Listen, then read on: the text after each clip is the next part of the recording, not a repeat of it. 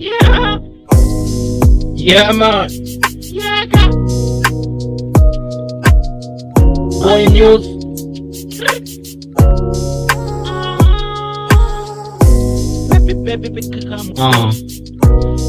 Baby, come close. Come close. Yeah.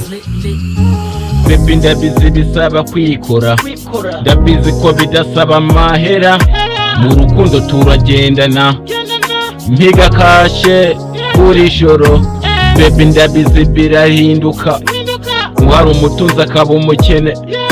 Ubwiza reka siko kugura mu isoko. Turagendana, nkeneye kumenyana nawe. Kana keza, ndabona uteye mwana mwiza.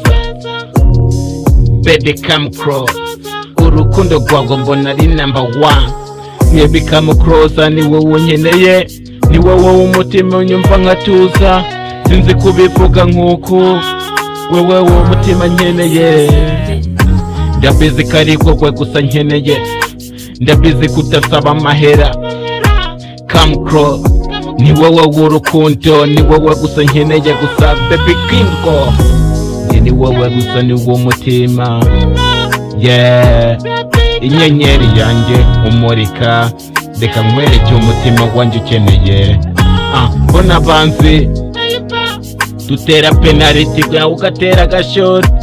Wajya kuri fara ugahita ukuraho igitego. Nkibaza abari abakire bakeye babaye abatinti mu rukundo. Turagendana ni muzungu.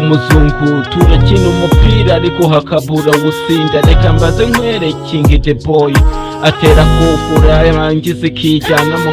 Barangiza bakajya kuri vare bakagikura. Nkibaza impamvu. Baby, come close. Nkibaza impamvu. Baby, come close. Impamvu natsinze igitego. Barangiza bakajya kuri vare bagahita bagihanaguraho. King the Boy, murumva mutamurenganije. Baby Kim, abafite amafaranga menshi nibo batwara abagore b'abantu. Yeah, Baby Kim Boy usminika. Reka mbanze mbereke icyo ubuzima buhindura. Ingoma yanjye uzayitega amatwi. Nubu yikunze aka kantu muzakanyibukire igihe nzaba naratambutse. Iyi si ntigira umugenzi.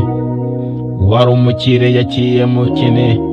Reka mbanze mbereke King the Boy icyo akora.